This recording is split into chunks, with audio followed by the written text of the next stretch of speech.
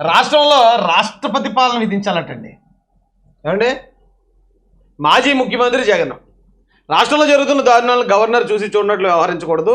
Supreme court న్యాయమూర్తిగా పనిచేసిన అనుభవం ఉన్న గవర్నర్కు ఉంది. రాష్ట్రంలో రాష్ట్రపతి పాలన విధించాలని మాజీ ముఖ్యమంత్రి జగన్ చెప్పాడు. అంటే ఇతనికి ఎలా ఉందంటే పాపం, అంటే అన్నాను కదా, ఇమ్మీడియట్గా ఇప్పుడు తెలుగుదేశం ఈ కూటమి ప్రభుత్వం ఏదైతుంది ఇమ్మీడియట్గా పడిపోవాలి, నేను వెంటనే సీఎం అయిపోవాలి, నేను వెంటనే సీఎం అయిపోయి సంతకాలు ఇటీయాలి. ఈ ఆస్తులు లేకపోతే ఇసుక మీద వచ్చే ఆదాయం, లిక్కర్ మీద వచ్చే అక్రమ ఆదాయం, ఈ ఆదాయాలన్నీ ఆగిపోయాయి. ఇప్పుడు ఏం చేయాలి? ఎలా చేసైనా సరే ఇమ్మీడియట్గా రాష్ట్రపతి పాలన వచ్చేసి వీళ్ళు కూలిపోవాలి, అతని కోరిక. అయితే ఎవరైనా చెప్పండి జగన్కి రాష్ట్రపతి పాలన ఏ సందర్భాల్లో విధిస్తారు, అది కూడా చూపిస్తాను రండి.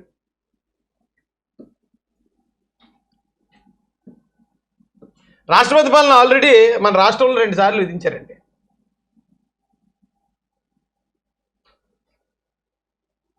ఇక ఆంధ్రప్రదేశ్ 2 సార్లు, అంటే 18 జనవరి కనిపిస్తుందండి, ఇది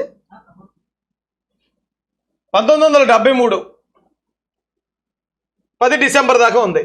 ఎంత 327 రోజులు ఉందటండి, దాదాపు సంవత్సరం ఉంది రాష్ట్రపతి పాలన. ఏ సందర్భంలో?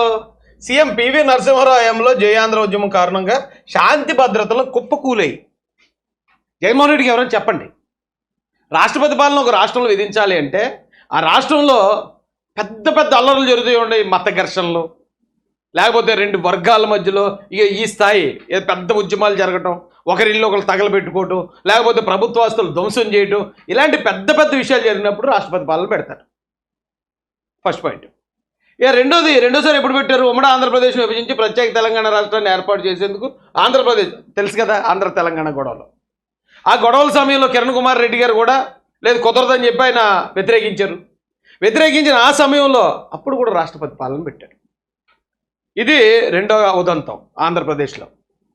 జనరల్గా ఎప్పుడు పెడతారంటే అండి, ఇప్పుడు కూటమి ప్రభుత్వం ఉంది, కూటమి ప్రభుత్వంలో ఉన్న ఎమ్మెల్యేలు ప్రతిపక్షం అంటే ఇప్పుడు జగన్తో చేతులు కలిపేశారు అనుకోండి 100 మంది ఎమ్మెల్యేలు, అప్పుడు ఏమైనా అవిశ్వాస తీర్మానం పెడితే అప్పుడు వాళ్ళ గవర్నమెంట్ కూలిపోయే పరిస్థితి ఉంటుంది.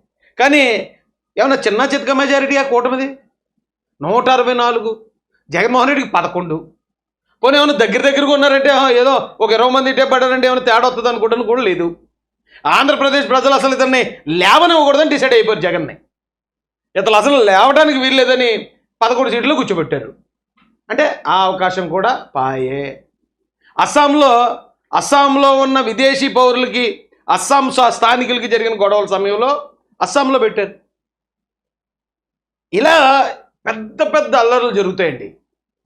లేదా అప్పుడున్న ప్రభుత్వం తనకున్న విశ్వాసాన్ని కోల్పోవటం, అంటే వాళ్ళ ఎమ్మెల్యేలు అందరూ పక్క పార్టీతో చేరిపోవటము, లేకపోతే అవిశ్వాస తీర్మానం పెట్టి కూల్చేయటం, ఇలాంటివి ఏమైనా జరిగినప్పుడు పెడతారు రాష్ట్రపతి పాలన. అంతేగాని ఎక్కడో పల్నాడులో ఎవరో 2 రౌడీ షీటర్లు కొట్టుకున్నారనో, వినుకొండలో ఎవడో ఒక వ్యక్తి ఇంకో వ్యక్తిని పాత కక్షలతో చంపాడనో, లేకపోతే మరో చోట ఎవడో వచ్చి ముక్కు గిల్లేసాడనో, జగన్మోహన్ రెడ్డి వెళ్ళి అక్కడికి వెళ్ళి దాన్ని ఏదో బోతద్దులు చూపించేస్తే రాష్ట్రపతి పాలన పెట్టరండి. అయితే జగన్మోహన్ రెడ్డి గారు ఇంకోటి మీరు గుర్తుపెట్టుకోవాల్సిన మెయిన్ పాయింట్ ఏంటంటే, మీరు ఎవరిని డిమాండ్ చేస్తున్నారు రాష్ట్రపతి పాలన పెట్టమని? అసలు రాష్ట్రపతి పాలన ఎవరు పెడతారో తెలుసా మీకు? కేంద్ర ప్రభుత్వం పెడుతుంది. కేంద్ర ప్రభుత్వాన్ని మీరు రాష్ట్రపతి పాలన పెట్టమంటున్నారు. ఏది? ఆంధ్రప్రదేశ్లో ఉన్న ప్రభుత్వం ఎవరిది? ఎన్డీఏ కూటమిది, అంటే కేంద్ర ప్రభుత్వందే. మీ ప్రభుత్వాన్ని మీరే కూల్చేసుకోండి. ఏదో హలో బ్రదర్ సినిమాలో నీ జుట్టు నువ్వే చెరిపేసుకో, నీ బట్టలు నువ్వే చింపేసుకో అన్నట్టు మీరు డైరెక్ట్గా కేంద్ర ప్రభుత్వం అంటే బీజేపీనే మీ గవర్నమెంట్ని పడగొట్టేసుకోండి. ఇక్కడ మీరు రాష్ట్రపతి పాలన పెట్టుకోండి. ఏమండి, కొంచెం ఆలోచించండి సార్. మీరు ఇంతలాగా దాన్ని ఏమంటారు, ఇంత చిన్నపిల్లల్లో మీరు స్టేట్మెంట్లు ఇస్తూ ఉంటే మీ వెనకాతలు ఉన్న వాళ్ళకి మీ మీద నమ్మకం, మీ లీడర్షిప్ మీద ఎలా నమ్మకం వస్తుంది? అరే ఏంటి జగన్మోహన్ రెడ్డి ఇలా బిహేవ్ చేస్తున్నాడు? ఎందుకంటే అందరూ మీలాంటి వాళ్ళు ఉండరు కదా, తెలివైన వాళ్ళు కూడా ఉంటారు. రాష్ట్రపతి పాలన అంటే ఏంటి? ఇక్కడ ఎన్డీఏ ప్రభుత్వం, పైన ఎన్డీఏ ప్రభుత్వం, ఒక ఎన్డీఏ ప్రభుత్వం ఇంకో ఎన్డీఏ ప్రభుత్వాన్ని ఎందుకు కూల్చుకుంటుంది? అరే మినిమం నాలెడ్జ్ అండి ఇది. మీకు ఏదో జరిగిపోవాలనిపిస్తుంది ఇమీడియట్గా. నేను ముఖ్యమంత్రి 30 సంవత్సరాలు అనుకున్నాను, ఇప్పుడు సడన్గా ఆంధ్రప్రదేశ్ ప్రజలందరూ 56% ఓట్లు అయితే అయిపోద్దా? కుదరదు, అసలు నేనే ముఖ్యమంత్రిని అనుకుంటున్నాను. కరెక్ట్ కాదండి. జగన్మోహన్ రెడ్డి గారు కొంచెం ఆలోచించండి. మీకు రాజకీయాలు షూట్ కాదు. లేదా ఓ పని చేయండి, కాళ్ళు గడ్డలు పట్టుకుని ఆ శరణంలో బతులాడుకోండి. మీరు మాత్రం రాజీనామా చేసి మీరు చక్కగా వ్యాపారాలు చూసుకుంటూ ఆవిడని తీసుకొచ్చి వైఎస్ఆర్సీపీకి అధ్యక్షురాలను చేసుకోండి. ఎందుకంటే మీరు బయట వాళ్ళు నమ్మరు కాబట్టి. మీ చెల్లినే నమ్మరు, మీ తల్లినే నమ్మరు మీరు. ఇక కేతిరెడ్డి వెంకటరామరెడ్డిని ఏం నమ్ముతారు? కాబట్టి షర్మిలమ్మను లేకపోతే భారతిరెడ్డి గారు కూడా నాకు తెలిసి అంత రాజకీయం డీల్ చేయలేరు. కాబట్టి మీరు అది చేస్తే మంచిదండి. ఎందుకంటే ఇప్పుడు ఇంక మీ మీద ఎవరికీ నమ్మకం లేదు.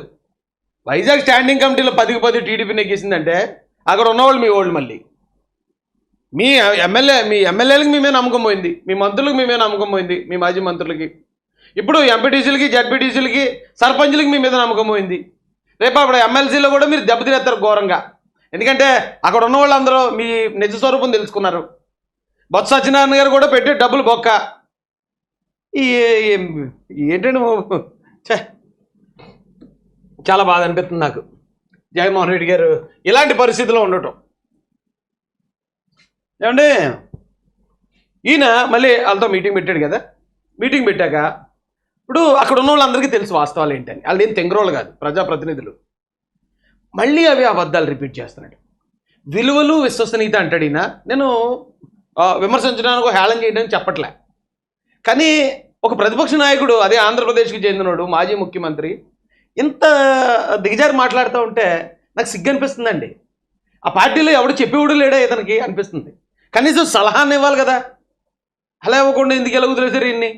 ఇప్పుడు కూడా విలువలు విశ్వసనీయత అని మాట్లాడుతున్న ఈయన ఎన్ని అబద్ధాలు చెప్పాడో ఒక్కసారి మీకు చూపిస్తాను చూడండి. మన పార్టీ తరఫున ఎన్నిక కాబడ్డ జెడ్పీటీసీలు ఎంపీటీసీలు అందరూ కూడా ఈరోజు అందరం కూడా ఇక్కడ కలవడం జరుగుతూ ఉంది. దాదాపుగా 85 చోట్ల పాడేరు నియోజకవర్గంలో ఎన్నిక జరిగితే మన పార్టీ తరపు నుంచి 57 స్థానాలు మనం గెలిచాం. ఈరోజు మామూలుగా అయితే ఈ ఓవరాల్ ఎమ్మెల్సీ స్థానాలు కూడా ఏదైతే జరుగుతూ ఉందో, పోటీ జరుగుతూ ఉందో, ఇందులో మామూలుగా అయితే ఎవరు తెలుగుదేశం పార్టీ పోటీ పెట్టకూడదు. నైతిక విలువలు ఉన్న ఏ పార్టీ అయినా పోటీ పెట్టకూడదు. ఎందుకంటే 600 చిల్లర స్థానాలు మనం గెలిచినాం, వాళ్ళు గెలిచింది కేవలం 200 చిల్లర స్థానాలు వాళ్ళకి. పోటీ పెట్టకూడదు అంటే అసలు రాజ్యాంగంలో పోటీ పెట్టే ఆప్షన్ పెట్టకపోను కదండి. ఎవరికి మెజారిటీ ఉంటే వాళ్ళదే అని రాసేసింది కదా. అసలు ఎలక్షన్ అనే కాన్సెప్టే ఉండదు కదా. పోటీ పెట్టకపోవడం, పోటీ పెట్టకుండా ఉండాలి, ఎలక్షన్లో మాకు అడ్డు రాకుండా ఉండాలి, ఇదేం రూల్ అండి ఇది? ఇది రాజ్యాంగానికి విరుద్ధం కదా ఈ స్టేట్మెంట్లు. ఎలక్షన్ జరుగుతుంది, అక్కడ గెలుద్దామనే ఆలోచన ఉన్న వాళ్ళే అందరూ పోటీ చేస్తారు. ఒక్కొక్కరు కనీసం పోటీ చేద్దామని పోటీ చేస్తారు. అసలు పోటీయే పెట్టకూడదటండి. ఇప్పుడు ఏమైనా ఉంటే సార్కి ఏమంటే ఎమ్మెల్సీ మీరు తీసుకోండి, ఇంకా ఏమైనా కావాలంటే మీరు తీసుకోండి, ముఖ్యమంత్రి పోస్ట్ కూడా కావాలంటే మీరు వచ్చి 2 సంవత్సరాలు వాడుకోండి. మన ఎవరో జీవీ రెడ్డి గారు చెప్తున్నారండి, ఏదో టీవీ ఛానల్ ఏబిఎన్లో అనుకుంటా. ఈయనకి కానీ అవకాశం ఇస్తే మీకు 60% ఓట్లు వచ్చాయి కాబట్టి కూటమికి మీరు 3 సంవత్సరాలు చేయండి, నాకు 40% ఓట్లు వచ్చాయి కాబట్టి నాకు 2 సంవత్సరాలు ఇవ్వండి అని సుప్రీంకోర్టులో పిటిషన్ వేసినా వేస్తాడు ఇతనండి. ఏం చేయాలో అర్థం కావట్లేదండి ఆయనకి. ఆయన ఏదో ఊహించేసుకున్నాడు, మళ్ళీ నేనే ముఖ్యమంత్రి అయిపోతున్నాను, ఎందుకంటే జనాలకి చల్ల డబ్బులు అలవాటు చేశాను, 30 సంవత్సరాలు నేనే ముఖ్యమంత్రిని, ఇక చంద్రబాబు నాయుడు గారిని ఇక్కడ ప్రతిపక్షాన్ని మొత్తం సమూలంగా నాశనం చేద్దాం అనుకున్నాడు. దేవుడు తన నాశనం చేసాడు. చేసేటప్పటికి కొంచెం మైండ్ కూడా దెబ్బతినేసిందండి. ఏం మాట్లాడుతున్నాడో అర్థం కావట్లేదు ఈయన. గెలిచినారు. మనకు వాళ్ళకు మధ్య తేడా దాదాపుగా 387 స్థానాలు వాళ్ళకు మనకు తేడా ఉంది. గెలిచిన వాళ్ళంతా కూడా మన పార్టీ గుర్తు మీద, మన పార్టీ జెండా మీద గెలిచిన వాళ్ళు. వాళ్ళ సైడ్ అయినా అంతే, మన సైడ్ అయినా అంతే. మరి అటువంటిప్పుడు మెజారిటీ లేనప్పుడు ఎవరైనా కూడా పోటీని పెట్టకూడదు. మామూలుగా మీ జగన్ ముఖ్యమంత్రి స్థానంలో ఉండి ఇటువంటి పరిస్థితి కనుక ఉంటే, వాళ్ళకే కనుక మెజారిటీ కనుక ఉంటే అసలు మనం పోటీ పెట్టుండే వాళ్ళమే కాదు. ఎందుకు పోటీ పెట్టాలి? ఎందుకు?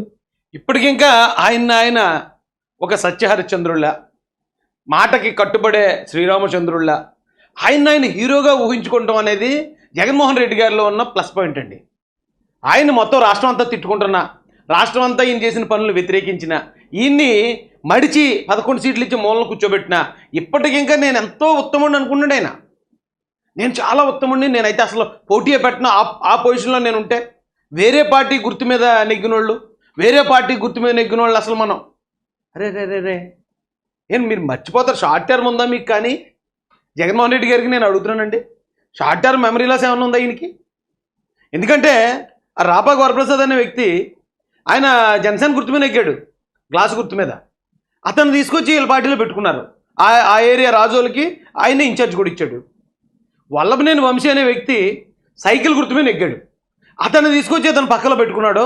గన్నవరానికి మళ్ళీ అతనికే ఎమ్మెల్యే సీట్ ఇచ్చాడు. ఇది వైఎస్ఆర్సీపీ తరఫున. మద్దాలగిరి వైజాగ్లో ఎవరో ఒక ఎమ్మెల్యే గారు ఉన్నారు, అది తెలుగుదేశం పార్టీ నుంచి. ఇలా 4-5 ఎమ్మెల్యేలని, అంటే వాళ్ళు తప్ప ఇంకెవరు వెళ్ళలేదు అతని దగ్గరికి, జగన్ దగ్గరికి. ఎవరైతే వెళ్ళారో వాళ్ళందరినీ కూడా పార్టీలో చేర్చేసుకున్నాడు. అరే నువ్వు వేరే గుర్తు మీద నెగ్గావు కదా, వేరే గుర్తు మీద నెగ్గినోడివి, నేను విలువల విశ్వసనీయతకి వంకాయలకి నేను ఎక్కువ వాల్యూ ఇస్తాను, అలాంటిది నువ్వు మా పార్టీలోకి రాకూడదు, వస్తే ఒకవేళ రిజైన్ చేసి రావాలి. మరి అలా చెప్పి ఉండాలి కదా.